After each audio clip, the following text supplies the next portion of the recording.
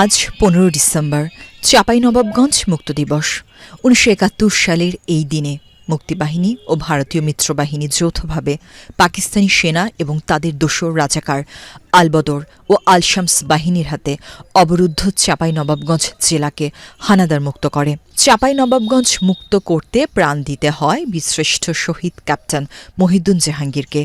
14 December বীরশ্রেষ্ঠ captain Mohiuddin জাহাঙ্গীরের নেতৃত্বে সম্মুখ যুদ্ধের পর বিজয় আসে চূড়ান্তভাবে।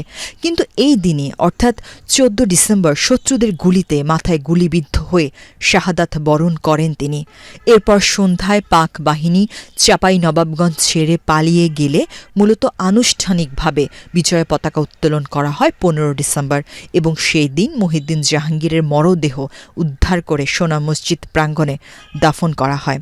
14 ডিসেম্বর মুক্তিবাহিনী চাঁপাইনবাবগঞ্জের উপকণ্ঠে রেহাইচর নামক স্থানে এসে উপনীত হয় এবং তখন অনেকটা বোঝা যায় যে চাঁপাইনবাবগঞ্জ থেকে হানাদার বাহিনী পশ্চাদপসরণ করেছে। কিন্তু চাঁপাইনবাবগঞ্জে রেহাইচর হয়ে টিকরামপুর হয়ে এই বিভিন্ন এলাকায় প্রচুর বাংকার থাকার কারণে মুক্তিযোদ্ধারা যখন শহরে ঢুকতে পারছিল না, তখন ক্যাপ্টেন জাহাঙ্গীর সাহেব নিজেই মুক্তিযোদ্ধাদের সাথে নিয়ে বাংকার চার্জ শুরু করেন রেহাইচর নামক স্থান দিয়ে।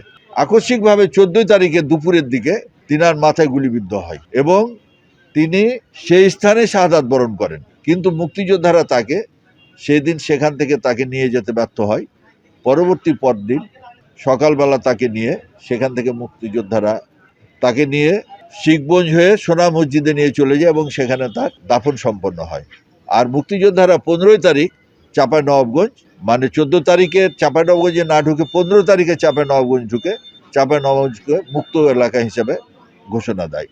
স্বাধীনতার 54 বছর পেরিয়ে গেলেও মুক্তিযুদ্ধের সঠিক ইতিহাস রচিত হয়নি। মুক্তিযুদ্ধ এবং স্বাধীনতার সঠিক ইতিহাস রচিত হোক বলে মনে করেন স্থানীয় সুধী সমাজের প্রতিনিধিগণ।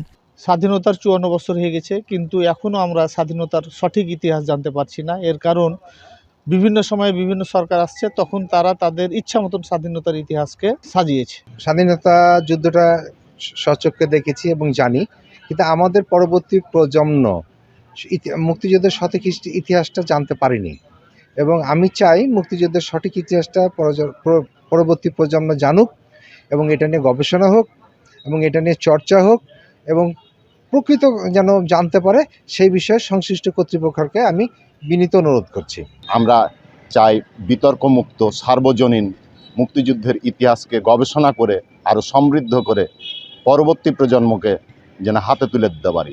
স্বাধীনতার সঠিক ইতিহাস রচিত হোক এবং আগামী প্রজন্ম দেশ ও মুক্তিযুদ্ধ সম্পর্কে জানুক, এই প্রত্যাশা সকলের।